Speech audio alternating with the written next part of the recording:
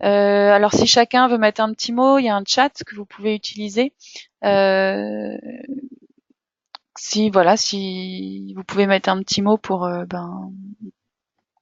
comment dire, voilà, dire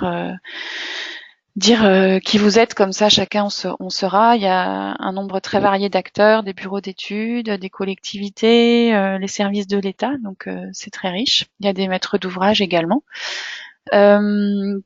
Et des personnes du milieu de la recherche aussi. Comme d'habitude, je vous propose qu'on fasse 30-40 minutes de présentation. S'il y a vraiment des questions de compréhension, vous pouvez les mettre sur le chat pendant la présentation, mais c'est vrai que le système webconférence permet quand même pas trop les interactions en direct. Donc je vous propose plutôt de faire les 40 minutes de webconférence et puis après de laisser place à l'échange. Et donc là, par rapport aux questions, pareil, on fera sous forme de chat. Et puis la personne qui aura posé la question sur le chat, elle pourra après interagir avec le présentateur. Voilà.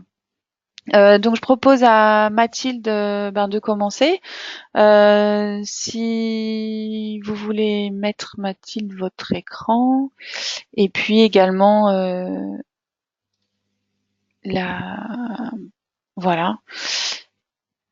Je sais pas si vous voulez également mettre votre webcam, c'est comme vous voulez, quoi. On peut essayer si ça marche ou pas. Ouais, ça marche, On super. verra si Ouais. ça passe avec le réseau internet ou si ça rame un peu Je et vous s'il dirai faut dans la. ces cas-là, ouais. Et puis on l'éteindra. Alors, une dernière précision que j'ai pas faite, c'est si chacun peut couper son micro sur sur le site, enfin sur les petits onglets qui sont sur votre droite, ça permet d'éviter qu'on entende les bruits qui sont derrière vous. Voilà. Sinon, je peux aussi moi couper le son si jamais certains oublient. Voilà. Eh ben, je vous laisse la parole, Mathilde. Très bien, merci. Donc tout d'abord, bonjour à tous. Donc le thème aujourd'hui, comme l'a bien précisé Aude, donc c'est la caractérisation et la hiérarchisation des enjeux écologiques dans les études d'impact. Donc on va sauter la diapo tour de table des participants vu qu'on est un peu nombreux. Alors, est-ce que ça passe bien? Alors attendez. Voilà. Donc tout d'abord, je vais expliquer un petit peu comment va se dérouler la présentation. Donc il me paraissait important dans un premier temps de replacer un petit peu la place de l'enjeu écologique dans le déroulement de l'étude d'impact, de repréciser quelques définitions, puisqu'il y a un certain nombre de termes qui sont utilisés dans les études d'impact, parfois des mots-clés, et qui me paraît important de bien savoir définir pour que tout soit clair pour tout le monde. Et ensuite, on rentrera vraiment un petit peu plus dans le vif du sujet avec la méthode de caractérisation et de hiérarchisation des enjeux écologiques. Donc, on s'intéressera tout d'abord à la caractérisation de l'enjeu pour un habitat vraiment au sens botanique du terme. Ensuite, la caractérisation de l'enjeu pour une espèce. Ensuite, pour un groupe d'espèces. Et en dernier, le cumul des enjeux, donc la spatialisation géographique des enjeux. Et donc, en toute fin, on pourra aborder également les difficultés rencontrées lors de la caractérisation et de la hiérarchisation des enjeux, ainsi que quelques points de vigilance. Donc, tout d'abord, la place de l'enjeu écologique dans le déroulement de l'étude d'impact. Donc, tout d'abord, un petit rappel sur les objectifs principaux de l'étude d'impact. Donc, elle doit permettre de concevoir un projet respectueux de l'environnement. Et donc, comme on le verra pour la suite, la définition des enjeux écologiques est vraiment une étape clé dans le cadre de l'étude d'impact. Et c'est ça, entre autres, qui permet à la fin d'aboutir justement à une bonne définition des impacts et la définition de mesures ERC, qui permet justement d'atteindre l'objectif du projet respectueux de l'environnement. Elle doit permettre également d'éclairer l'autorité administrative chargée d'instruire le projet ou d'autoriser les travaux et d'informer le public. L'étude d'impact est donc une pièce maîtresse dans la procédure d'instruction des projets et c'est donc bien un outil de protection de l'environnement, d'information et un outil d'aide à la décision. Si on reprend le déroulé un petit peu classique d'une étude d'impact, donc on commence tout d'abord par l'élaboration de l'état initial écologique, donc qui va se construire sur l'analyse de la bibliographie, la consultation de personnes ou d'organismes ressources, ainsi que les expertises de terrain. Suite à ça, on va pouvoir analyser les résultats et donc identifier à la fois les implications réglementaires et les enjeux écologiques. Ensuite, on identifie les effets prévisibles de ce type de projet sur les milieux naturels, la faune et la flore. On définit les mesures d'évitement de réduction et on détermine les impacts résiduels du projet qui intègrent les précédentes mesures, ce qui permet à la fin d'identifier des conséquences réglementaires et éventuellement de définir des mesures de compensation des effets résiduels qui ne seraient pas réduits ou insuffisamment réduits. Donc, comme on peut le voir, l'enjeu écologique, enfin la définition des enjeux écologiques, c'est vraiment l'aboutissement de l'état initial écologique. Donc ça, j'y reviendrai peut-être à plusieurs reprises dans le cadre de la présentation, mais c'est vraiment important de savoir construire un état initial écologique solide, complet, puisque c'est vraiment la base qui permet ensuite vraiment d'aboutir sur la définition des enjeux écologiques. Et puis les enjeux écologiques, c'est l'interface entre l'état initial et l'identification des impacts. Donc ça a vraiment un rôle clé dans le cadre du déroulement de l'étude d'impact. Donc ensuite, on va aborder quelques définitions. Alors c'est peut-être un petit peu fastidieux, c'est pas forcément le plus passionnant, mais ça me paraît quand même essentiel puisqu'il y a de nombreux termes dans les études d'impact et il est important de bien savoir définir ces termes et de savoir quelle signification ils ont et qu'est-ce qu'on met derrière.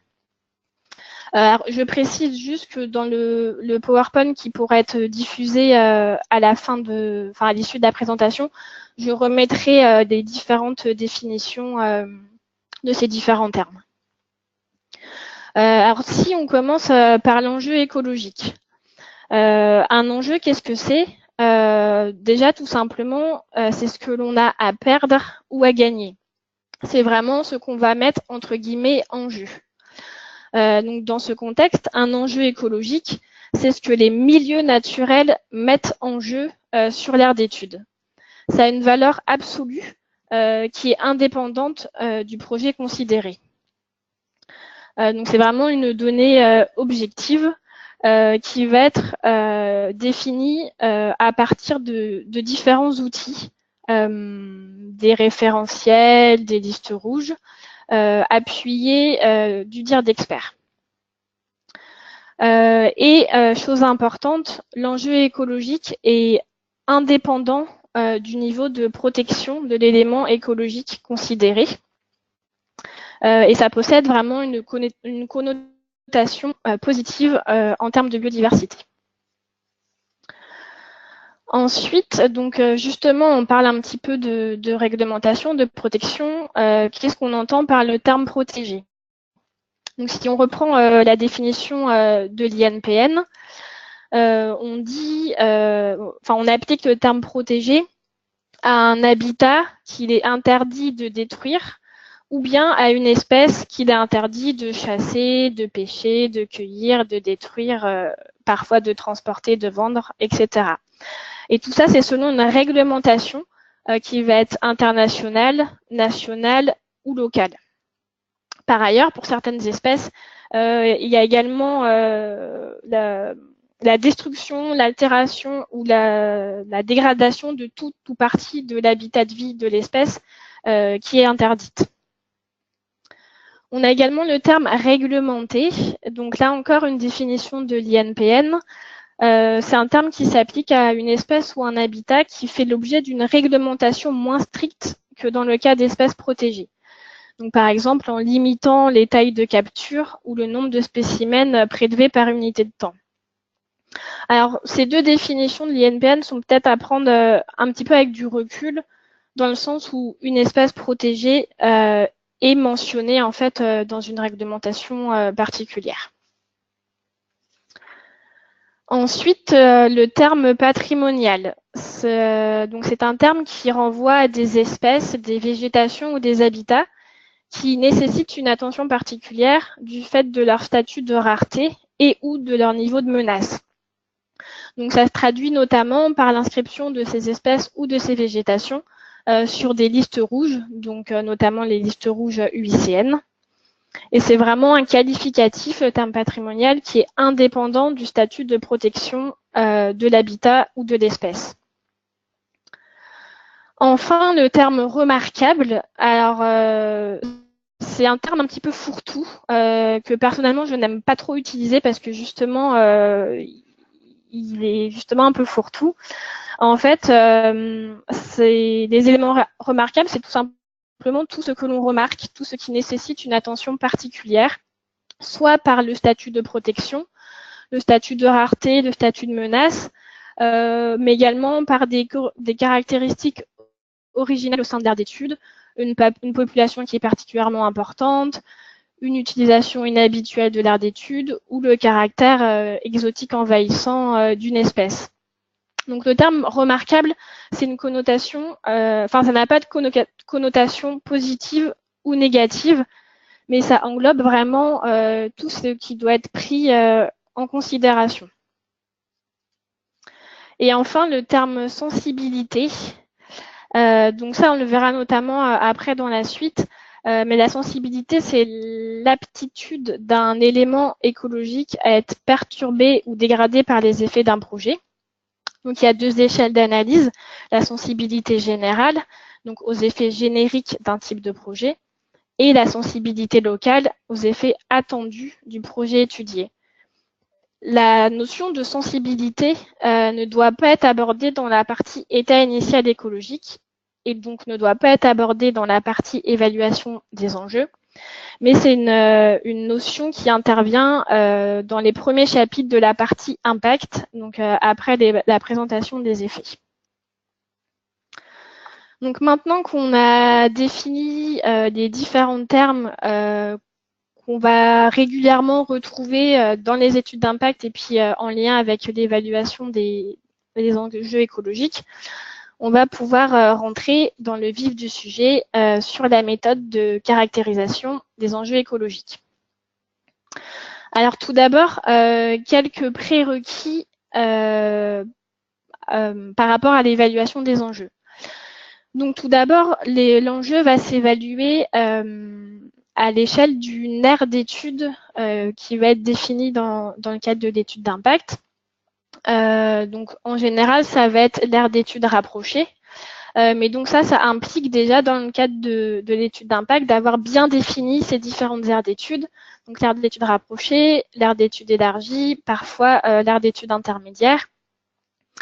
Et dans le cadre d'une démarche d'évitement, c'est vrai qu'il est important aussi que l'aire d'étude rapprochée, donc c'est l'aire d'étude sur laquelle on va pouvoir faire l'évaluation des enjeux écologiques, il faut qu'elle soit plus large que les emprises du projet, parce que par exemple, ça va permettre d'identifier des zones écologiques plus ou moins sensibles qui pourraient par exemple entraîner une optimisation des emprises du projet en fonction de ces éléments-là. Donc c'est vrai que si l'aire d'étude rapprochée correspond aux emprises du projet, c'est souvent plus compliqué ensuite de pouvoir appliquer une démarche d'évitement. Ensuite, donc une fois que ces aires d'études sont définies, on va construire l'état initial écologique, donc sur la base de données bibliographiques et aux consultations, et sur la base des inventaires de terrain. Donc ils doivent être réalisés aux périodes optimales pour l'observation de la faune et de la flore, et si possible sur un cycle biologique complet. Et donc ça, j'insiste bien sur la nécessité vraiment que cet état initial soit complet, soit solide, dans le sens où s'il y a un défaut dans la réalisation des inventaires de terrain, je sais pas, par exemple, un groupe biologique où il y aurait la pression d'inventaire qui ne serait pas suffisante, ou alors des inventaires qui seraient réalisés aux mauvaises périodes pour l'observation de la faune et de la flore, ça va conduire finalement à un état initial écologique qui ne serait pas complet et donc à une sous-évaluation, par exemple, des enjeux écologiques.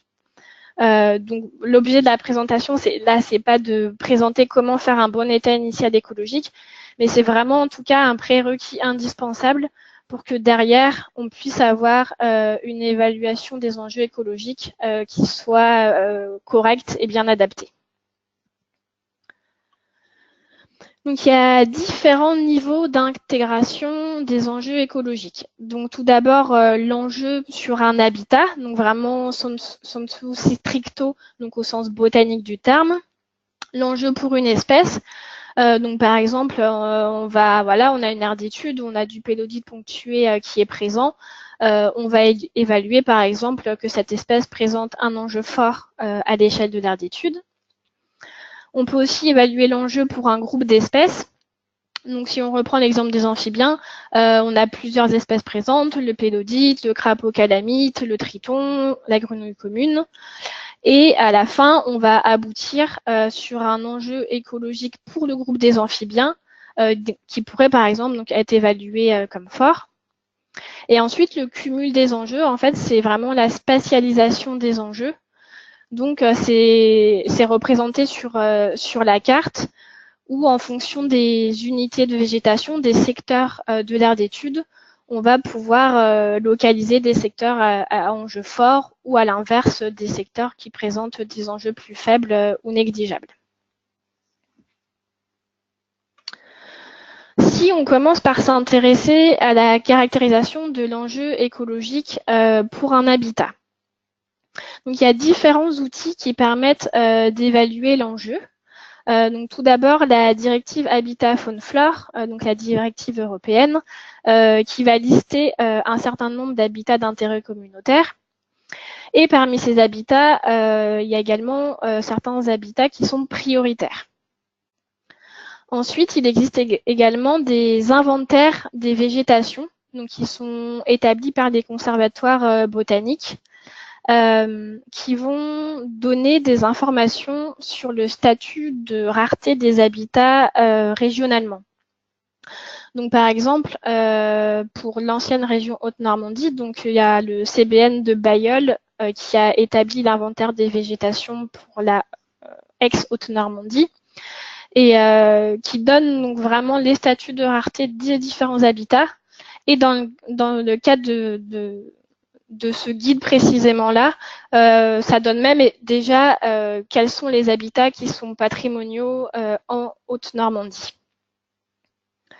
Ensuite, on va également regarder l'état de conservation de l'habitat. Alors, comment évaluer l'état de conservation de l'habitat? Il y a certaines méthodes qui existent pour certains habitats. Je pense par exemple aux herbiers aquatiques. Mais ça n'existe pas non plus forcément pour tous les habitats. Donc là, on va aussi avoir un petit peu une notion de dire d'expert avec tout simplement la connaissance du territoire, de ses enjeux, du groupe biologique étudié. On va pouvoir essayer d'évaluer vraiment l'état de conservation de l'habitat sur l'aire d'étude. Et enfin, on va regarder la représentativité de l'habitat, donc sa superficie sur l'aire d'étude. Donc ces différents critères vont permettre d'évaluer l'enjeu écologique de l'habitat. Ensuite, on va s'intéresser à la caractérisation de l'enjeu écologique d'une espèce sur l'aire d'étude. Donc pour ça, on utilise 5 critères. Il y a entre guillemets un critère un peu principal qui est le critère patrimonialité, qui permet d'aboutir à un premier niveau d'enjeu écologique. Et ensuite, il y a 4 autres critères qui permettent de pondérer l'enjeu écologique défini à l'aide du critère patrimonialité. Donc ces 4 autres critères sont le critère utilisation de l'aire d'étude, le critère représentativité de la population d'espèces, le critère viabilité de la population, permanence de l'utilisation de l'aire d'étude par cette population, et le critère naturalité.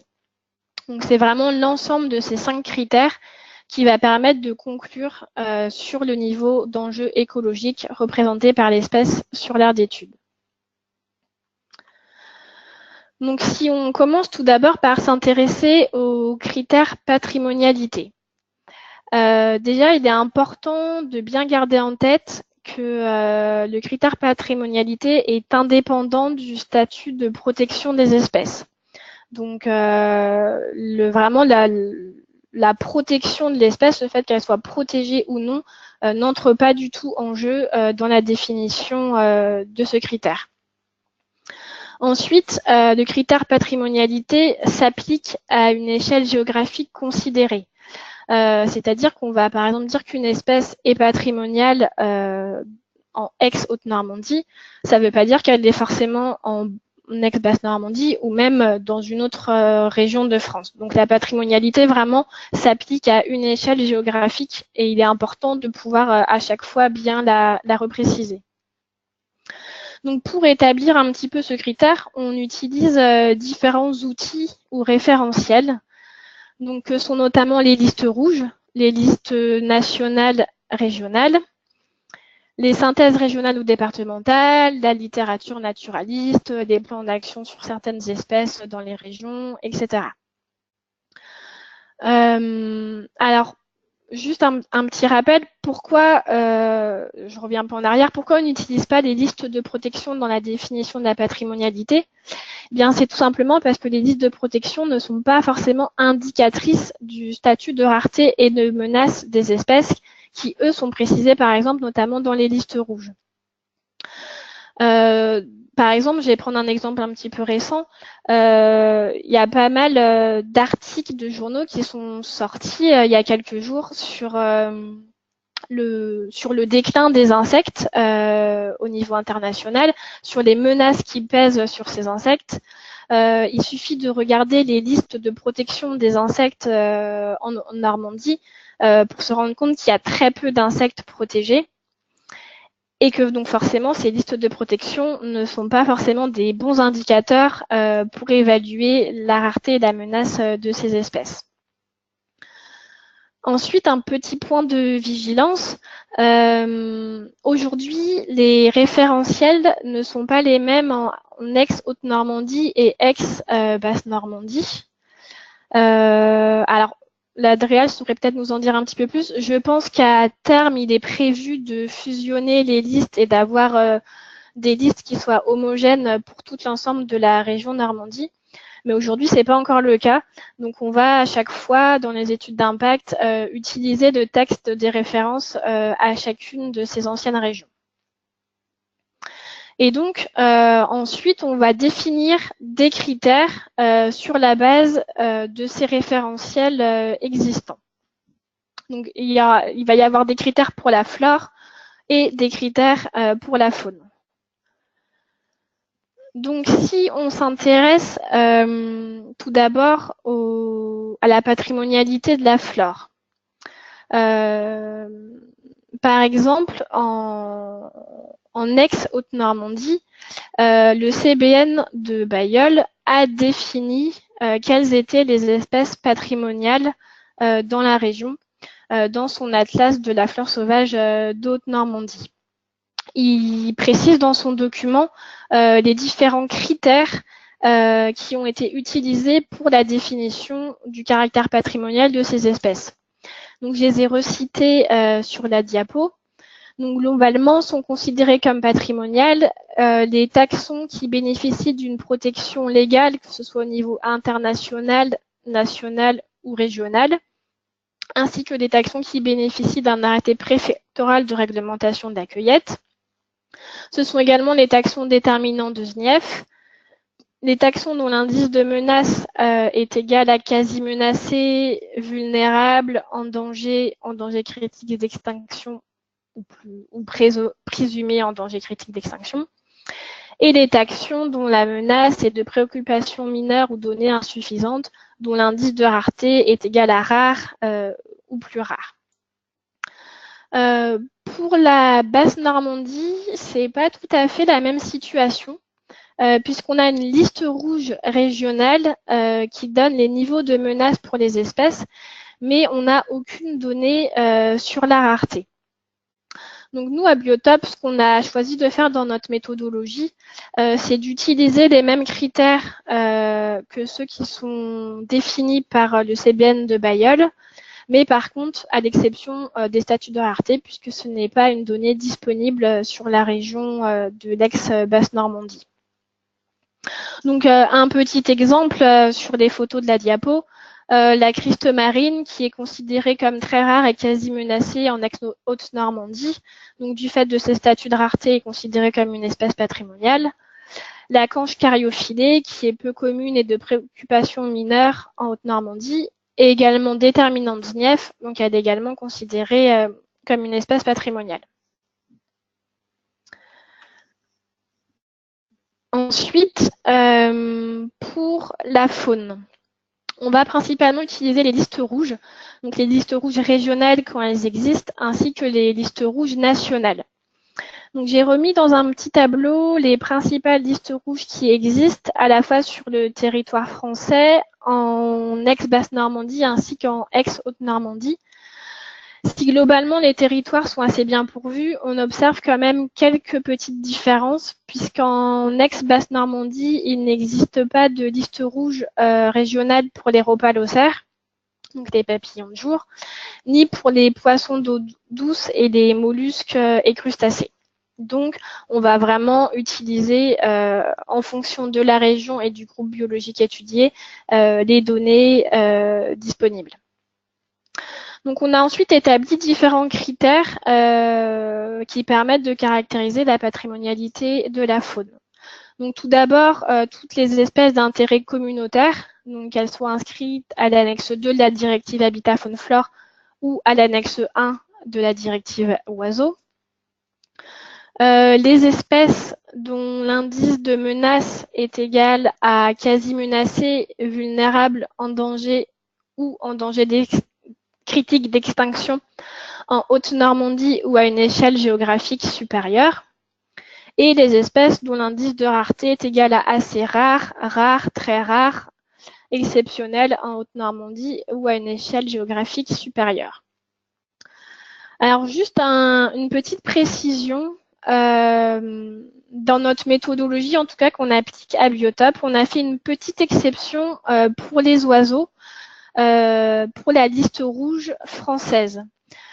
En effet, pour définir une espèce patrimoniale à partir donc de la liste rouge nationale pour les oiseaux, on a déterminé qu'elle serait patrimoniale seulement à partir de la catégorie vulnérable et pas à partir de la catégorie quasi menacée. Pourquoi ? Eh bien, tout simplement parce qu'à cette échelle, il existe de nombreuses espèces qui sont quasi menacées et qui sont souvent communes en fait et non menacées sur le plan local. Donc en fait, ce choix méthodologique permet de mettre en valeur les enjeux écologiques les plus importants sur l'aire d'étude et de pas noyer en fait et d'oublier l'essentiel parce qu'il y aurait justement trop d'espèces patrimoniales de ce fait-là. Ensuite, donc là, on a vu le critère patrimonialité qui permet déjà de définir un premier niveau d'enjeu écologique. Ensuite, on va s'intéresser aux critères utilisation. Donc, ils ne s'appliquent pas tout à fait de la même manière selon qu'on étudie une espèce floristique ou une espèce faunistique. Pour la flore, il va principalement s'agir de vérifier la cohérence écologique entre les habitats caractéristiques de l'espèce et l'habitat constaté sur l'aire d'étude. Donc, il permet de voir si vraiment l'espèce, on la retrouve dans son habitat typique ou si on la retrouve, par exemple, dans un habitat un petit peu de substitution. Pour la faune, ça va consister à vraiment analyser l'utilisation de l'aire d'étude par l'espèce. Donc, est-ce que l'espèce s'y reproduit de manière possible, probable ou certaine? Est-ce qu'elle s'y alimente? Est-ce qu'elle utilise l'aire d'étude en stationnement, en repos, en transit? Donc, ce critère utilisation permet de pondérer l'enjeu écologique qui a été défini auparavant à l'aide du critère patrimonialité. Donc, j'ai remis quelques exemples. Donc, l'utilisation de l'aire d'étude, c'est une donnée qui va apparaître dans l'état initial écologique. Donc, par exemple, si on reprend le bruyant jaune dans cet exemple-là, il a été considéré comme nicheur certain sur l'aire d'étude avec au moins 5 couples nicheurs identifiés. À l'inverse, par exemple, la tourterelle des bois a été considérée comme un nicheur probable avec une estimation de 2 couples présents sur l'aire d'étude, mais sans avoir un indice avéré sur la reproduction.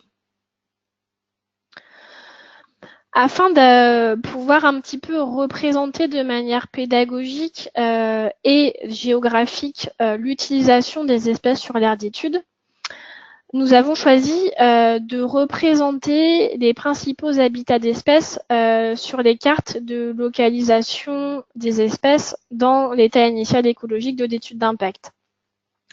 Donc, par exemple, si on prend la carte des amphibiens, on va avoir différents habitats d'espèces. Donc, on va avoir des habitats utilisés en dispersion estivale, donc les mégaphorbiers et les prairies humides.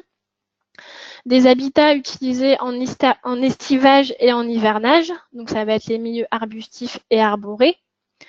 Des milieux aquatiques qui sont favorables à la reproduction des mares, ou encore des milieux linéaires tels que les berges, les fossés et les dépressions.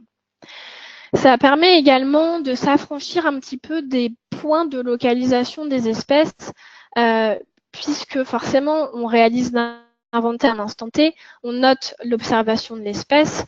Après, voilà, la faune, ce sont des espèces mobiles qui circulent sur l'ensemble de l'aire d'étude. Et donc, la représentation des habitats d'espèces permet aussi d'indiquer dans quel type d'habitat on va pouvoir retrouver les différentes espèces.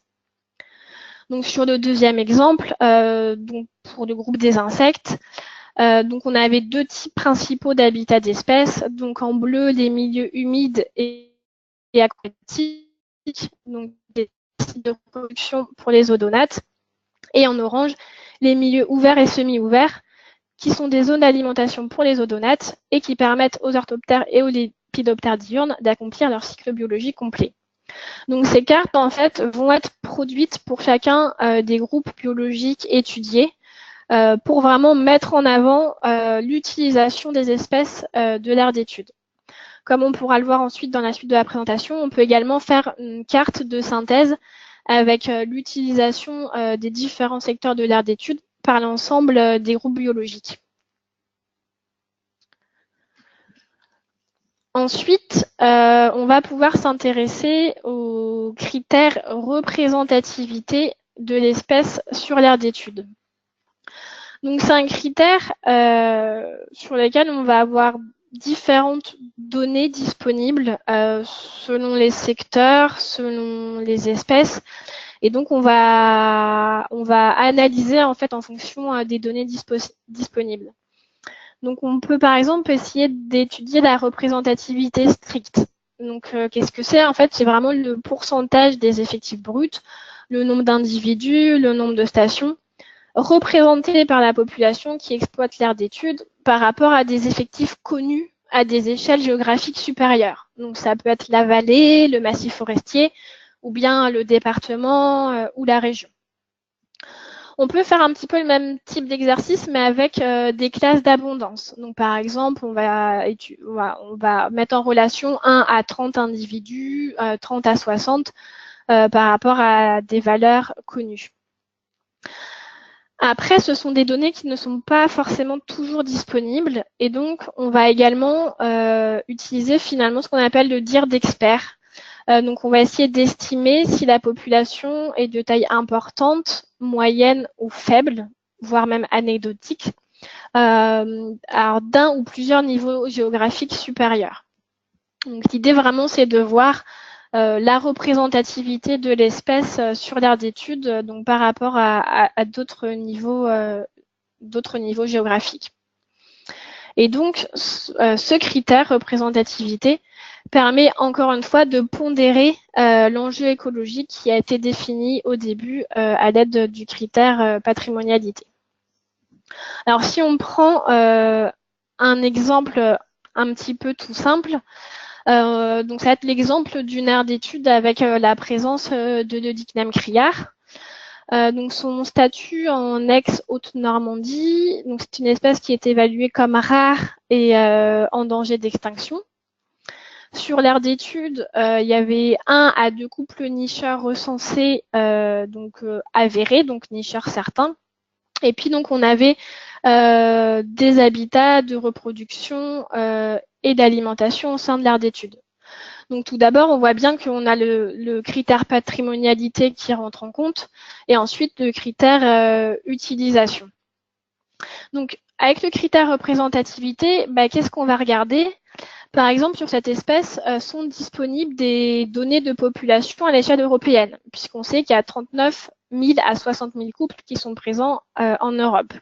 On a également cette donnée sur le territoire national, puisqu'on sait qu'il y a 7 000 à 10 000 couples qui sont présents avec une tendance plutôt à la hausse. En termes de secteur géographique plus local, alors sans citer forcément précisément où l'espèce avait été observée, dans l'entité géographique cohérente, on avait la donnée comme quoi il y avait 25 à 30 couples qui étaient présents. Et dans l'aire d'étude élargie, il y avait 5 couples de présents, soit ce qui représente 15% des populations du secteur local.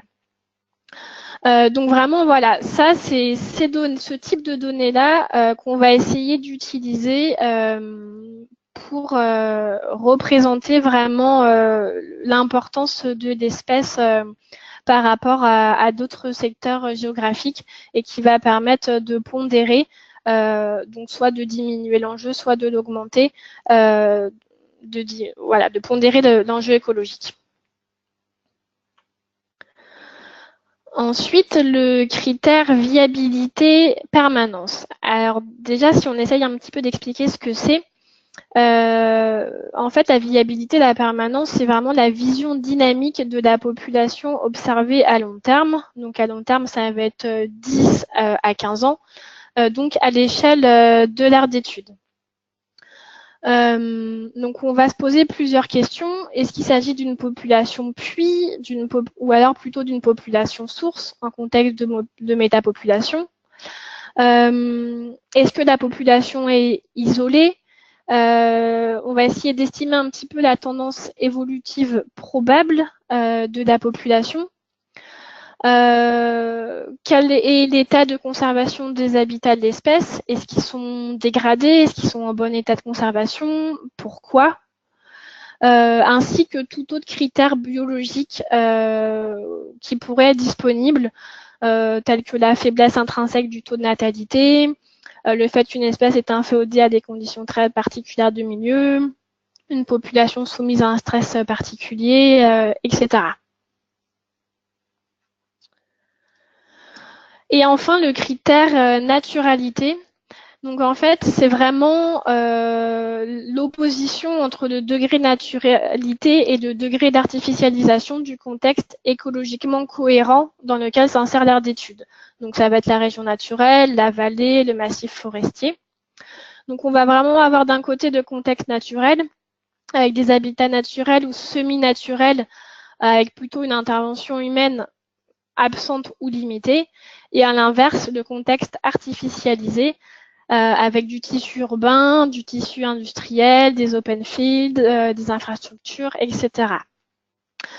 Alors, dans la plupart des régions administratives, une population, même viable d'une espèce, représente objectivement un enjeu moindre de conservation en contexte artificialisé par rapport à un contexte semi-naturel, au regard notamment de son isolement ou des pressions et menaces qu'elle subit.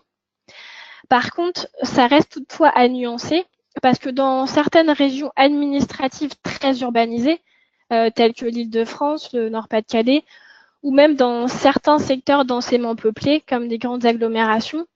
On doit vraiment relativiser ce constat, puisqu'une population viable, dans un contexte très artificialisé, pourra représenter un enjeu de conservation équivalent, voire supérieur, à celui d'une population similaire en contexte semi-naturel. Puisque elle va permettre aussi, ça va être un peu les dernières zones refuges dans un contexte très artificialisé. Voilà, et donc là, on a vu les différents critères qui permettent de faire un bilan où l'enjeu écologique résulte de la pondération, à dire d'experts, de la patrimonialité par la valeur des autres critères pris en compte.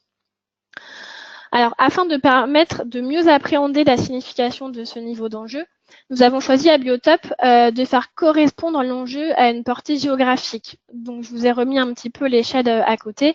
Donc, par exemple, un enjeu très fort va correspondre à un enjeu écologique de portée nationale, un enjeu moyen de portée départementale, etc. Ensuite, on a utilisé également un code couleur où on va, donc, dans les gammes de jaune-vert, où on va avoir des enjeux écologiques identifiés donc entre des enjeux faibles à très forts. Alors là, je fais une petite remarque, puisque c'est une remarque qu'on a souvent parfois de la part des maîtres d'ouvrage. Le code couleur, en fait, a été choisi volontairement pour différencier ce qui est relatif aux enjeux écologiques et qui a donc une connotation positive en termes de biodiversité, et de ce qui est relatif aux impacts, qui a une connotation négative et qui va avoir alors une gamme de rouge. Quelques remarques importantes par rapport donc à cette caractérisation de l'enjeu écologique. Les critères précédents considèrent par souci de simplification que l'enjeu est constitué par une espèce et unique et homogène sur l'aire d'étude. La réalité de terrain en est souvent tout autre, c'est quand même plus compliqué que ça, et le niveau d'enjeu peut varier en fonction des habitats sur l'aire d'étude, de leur utilisation par l'espèce, etc. Donc ainsi, on pourrait très bien avoir une variation du niveau d'enjeu sur l'aire d'étude pour une même espèce. Ensuite, une petite précision, l'enjeu écologique existe et il subsiste indépendamment du projet considéré et de ses effets impact. C'est pas parce que on sait qu'il va y avoir un projet sur l'aire d'étude que l'espèce va prendre un enjeu plus important. Et enfin, la sensibilité particulière d'une espèce aux effets prévisibles de ce projet ne fait pas augmenter le niveau d'enjeu de conservation qu'elle représente. Donc, par exemple, un rapace qui constitue un enjeu écologique faible sur une aire d'étude sur laquelle il y a un projet éolien, cet enjeu ne devient pas plus fort simplement parce que l'espèce est sensible aux éoliennes. La sensibilité intervient vraiment dans la partie impact du projet. Ensuite, voilà, donc on a vu les différents critères et la méthode pour caractériser l'enjeu à l'échelle d'une espèce. Donc ensuite, on va pouvoir le caractériser à l'échelle d'un groupe d'espèces. Pourquoi? Eh ben, tout simplement parce que ça permet d'avoir une première approche intégratrice à l'échelle du groupe biologique ou à l'échelle d'un même cortège d'espèces, et ça va permettre d'alimenter la synthèse de l'état initial. Donc globalement, on va utiliser quelques critères pour évaluer l'enjeu pour le groupe d'espèces. Donc le nombre d'espèces du groupe ou du cortège, le nombre d'espèces du groupe ou du cortège par rapport au nombre d'espèces observables à l'échelle de la région, l'utilisation de l'aire d'étude par le groupe ou le cortège d'espèces, donc est-ce qu'ils utilisent toute l'aire d'étude pour leur cycle biologique ou seulement une partie, le nombre d'espèces qui présentent un enjeu moyen ou supérieur au sein du groupe, le contexte d'expression du cortège, état de conservation des habitats, etc. Donc finalement, un petit peu tous les critères qu'on a étudiés pour évaluer l'enjeu à l'échelle d'une espèce sont des critères qu'on va réutiliser, mais cette fois à l'échelle d'un groupe d'espèces. Donc, un petit exemple. Là, on a un tableau qui présente donc les différentes espèces d'amphibiens avec un enjeu écologique associé à chacune des espèces. Et donc, ensuite, sur la base des différents critères cités, on va par exemple pouvoir conclure que les amphibiens présentent un enjeu écologique fort. Donc, on a le même exemple pour les insectes où il y avait 3 espèces présentes, une espèce avec un enjeu moyen, 2 espèces avec un enjeu faible. L'utilisation de l'ensemble des critères précédents permet d'évaluer un enjeu écologique moyen. Ensuite, le cumul des enjeux, donc la spatialisation des enjeux. En contexte simple, où il y a des enjeux peu nombreux et qui sont aisément localisables ou superposables, on va utiliser la règle de l'enjeu le plus fort. Donc, par exemple, chaque secteur de l'aire d'étude acquiert le niveau de l'enjeu le plus fort qu'il accueille. On va privilégier ce qu'on appelle une représentation entre guillemets écologique, où en fait on va associer les espèces, les habitats d'espèces, mais également les habitats naturels sensu stricto. Donc c'est-à-dire les habitats vraiment du point de vue botanique. Donc l'idée vraiment, c'est d'essayer de garder une certaine logique par rapport à une unité de végétation, quelle espèce elle peut accueillir, et puis quel rôle fonctionnel elle permet d'apporter aux différentes espèces. Toutefois, en contexte plus complexe, avec de nombreux enjeux ou des enjeux qui sont difficilement localisables, superposables, il n'y a pas forcément de règles vraiment prédéfinies. On va faire une méthode un petit peu au cas par cas en fonction des situations, vraiment pour réussir à spatialiser des enjeux écologiques. Donc ici un petit exemple. Donc à gauche on a une représentation en fait de la fonctionnalité un petit peu écologique de l'aire d'étude, où par grand type de milieu, donc par exemple milieu arboré, végétation herbacée et arbustive, friche post-culturale, on va relister un petit peu le rôle de ces différentes unités d'habitat pour des groupes d'espèces qui ont été inventoriés sur l'aire d'étude. Donc par exemple, un exemple rapide, mais on va préciser que les milieux arborés, donc ils ont un rôle pour les orthoptères, les lépidoptères, les amphibiens, etc. Sachant que chacun de ces groupes biologiques a fait l'objet précédemment d'une évaluation d'enjeux par espèce et par groupe. Et donc ensuite, on peut aboutir à la carte des enjeux écologiques. Donc par exemple, sur cet exemple-là, les insectes amphibiens oiseaux-nicheurs présentaient un enjeu écologique moyen, tandis que les autres groupes présentaient un enjeu écologique faible. Et donc on arrive à une spatialisation des enjeux avec 2 types d'enjeux, l'enjeu moyen et l'enjeu faible selon les secteurs. Enfin, si on aborde rapidement les difficultés rencontrées et les points de vigilance, donc comme j'ai déjà un petit peu expliqué, un bon état initial écologique, solide et complet est vraiment un prérequis indispensable pour réaliser une bonne évaluation des enjeux écologiques. Ensuite, même si la méthode est définie et qu'il y a des référentiels qui sont utilisés, il reste une part de dire d'expert avec la subjectivité qui peut y être liée, d'où l'importance de bien connaître le territoire, ses enjeux et ses spécificités. On a également une hétérogénéité des données et des référentiels selon les groupes biologiques ou les régions. Un petit point de vigilance, notamment vis-à-vis des maîtres d'ouvrage. Ce n'est pas parce qu'un site présente des enjeux faibles qu'il ne faut pas essayer de réduire les impacts sur la biodiversité commune. Donc la caractérisation et la hiérarchisation des enjeux va permettre de mettre en avant les enjeux les plus forts, mais il ne faut pas non plus oublier les enjeux les plus faibles, parce que si on ne les prend jamais en compte, les espèces communes vont finir par devenir également menacées. Donc c'est bien également le rôle de l'étude d'impact. Elle va s'intéresser aux espèces protégées, aux espèces patrimoniales, mais sans oublier aussi des espèces qui sont ni protégées ni patrimoniales. Et enfin, un petit rappel, attention à ne pas confondre enjeux écologiques et enjeux réglementaires. Donc, ce sont deux termes bien distincts avec des significations bien différentes et les deux sont présentés dans les études d'impact. Donc voilà, j'en ai fini pour moi. J'espère que c'était pas trop long. Donc merci pour votre attention et puis du coup, je suis disponible pour répondre aux questions.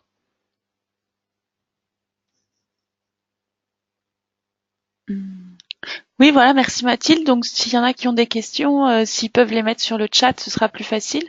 On les prend comme ça. Et puis après, ça permet un échange avec celui qui a posé la question, on sait qui c'est, et puis avec Mathilde. Parce que si chacun prend la parole sans ordre, ça va pas être possible. Donc, je sais que ça prend un peu de temps de rédiger les questions, donc on attend un petit peu, voilà, le temps que vous puissiez les poser.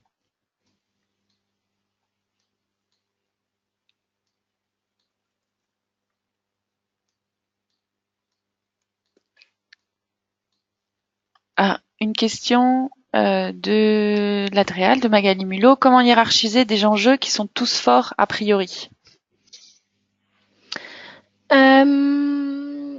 Alors, je suis pas tout à fait sûre de comprendre la question. Pour moi, la hiérarchisation des enjeux, c'est vraiment ce qui va permettre d'aboutir au niveau négligeable, faible, moyen, fort. Si les enjeux sont tous forts, bah du coup ils sont tous forts. Enfin, il faut les laisser apparaître comme tels. Et du coup, il n'est pas forcément nécessaire de le hiérarchiser. Je sais pas si ça répond à la question ou pas.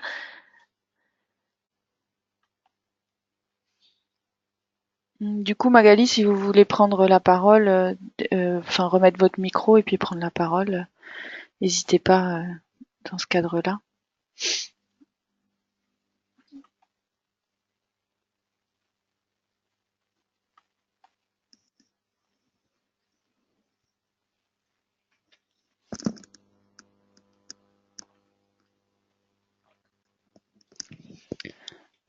Alors, pour des projets d'aménagement, oui, mais pour des décisions de gestion écologique, qui priorise des espèces plutôt que d'autres?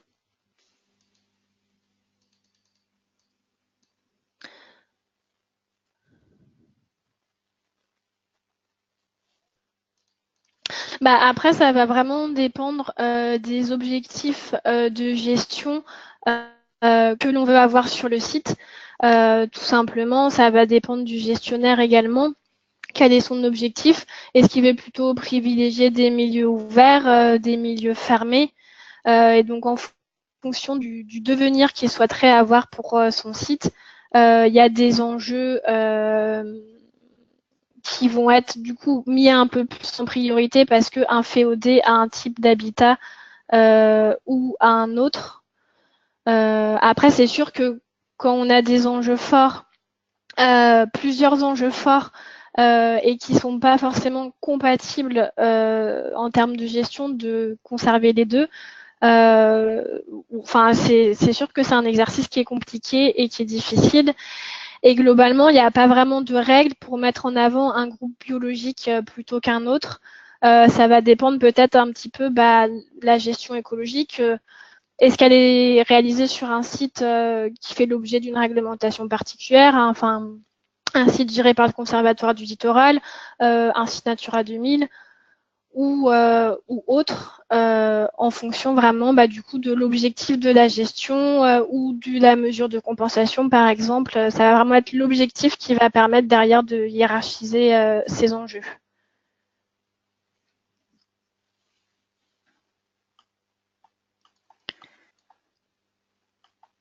Alors, on a d'autres questions du bureau d'études Oirat-Brèche. Comment évaluer le critère viabilité et permanence? Comment collecter les données? Pop puits, pop source, isolement. Alors Population puits, effectivement, population source, pardon. c'est un des critères qu'on va essayer d'utiliser dans la mesure du possible, mais pour lequel souvent on va manquer de données. Donc il y a certaines situations où on va disposer de ces données parce qu'il y a eu des études qui ont été réalisées dans le secteur, mais c'est pas toujours le cas, c'est même rarement le cas. Donc nous, on l'utilise dans la méthodo, puisque si la donnée est disponible, autant l'utiliser. Mais clairement, c'est un des critères qu'il est assez difficile d'appréhender et pour lesquels on va finalement pas mal s'appuyer sur le dire d'experts, sur la connaissance du territoire, des espèces sur le territoire.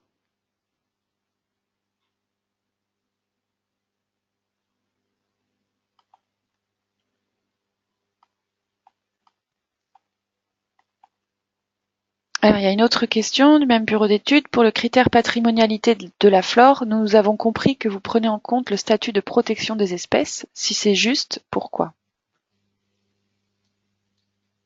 Alors, ça serait peut-être une question à poser au CBN du coup, parce qu'effectivement, en tout cas en Haute-Normandie, les critères de patrimonialité des espèces sont déterminés par le Conservatoire botanique. Après, en fait, de notre expérience, les listes de protection des espèces pour la flore sont assez bien corrélées avec des statuts de rareté et de menace de la flore, ce qui n'est pas le cas pour la faune notamment. Mais donc après, voilà, on s'appuie vraiment sur les critères qui sont listés en fait dans le catalogue de la flore de Haute-Normandie. Il détaille toute la méthode. Et c'est vrai que c'est un des critères qui est utilisé par le CBN. Et du coup, on a repris exactement ces mêmes critères pour définir de critères de patrimonialité pour la flore.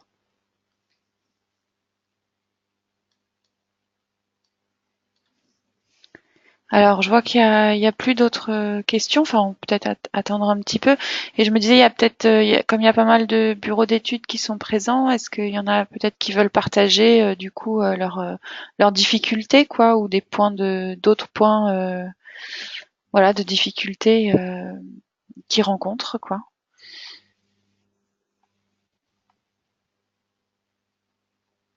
Dans ces cas-là, soit vous pouvez décocher votre micro et puis prendre la parole, ou alors mettre un petit mot sur le chat.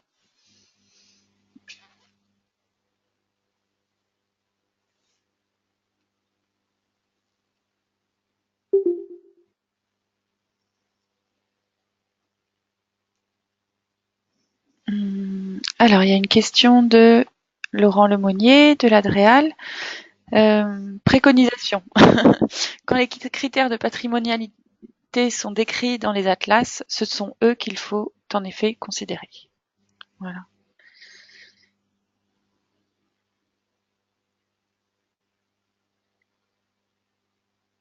Bon, apparemment, il n'y a pas d'autres souhait de prendre la parole ou participer. Du coup, j'en profite avant juste de conclure, de vous dire que la prochaine web conférence téléphonique, elle aura lieu le 25, le jeudi 25 avril.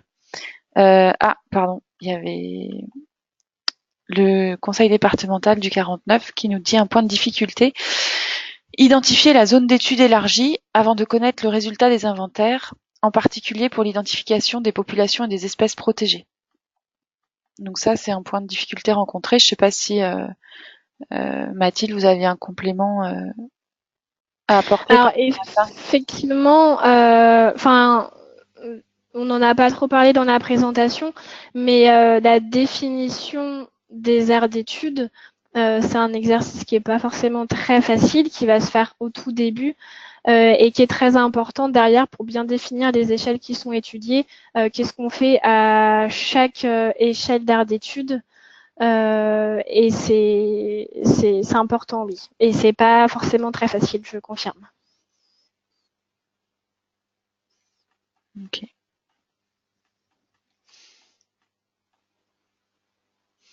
Voilà, une réponse de Laurent Lemonnier aussi. Il faut considérer les unités fonctionnelles écologiques cohérentes. Quand effectivement il s'agit de définir les aires d'études.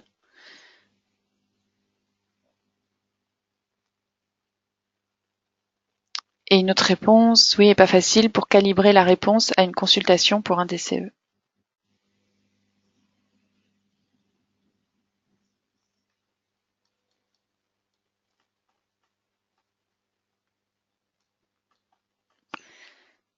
Alors, Guylain de l'Adréal, je lis le message. Sur la question de l'aire d'étude, une source de complexité supplémentaire est la nécessité d'étudier les enjeux sur les zones qui accueillent les mesures environnementales.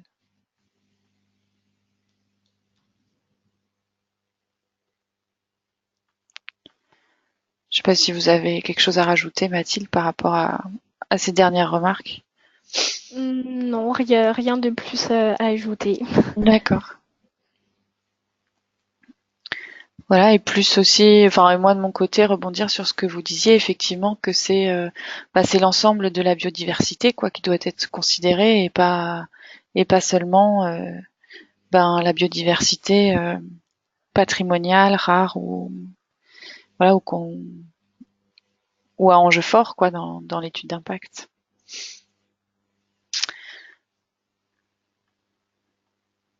Voilà, donc je pense qu'on peut, du coup, on peut s'arrêter là s'il n'y a pas d'autres commentaires. Merci à tous. Voilà, comme j'avais commencé à le dire tout à l'heure, pardon. Donc la prochaine webconférence téléphonique, elle aura lieu le 25 avril.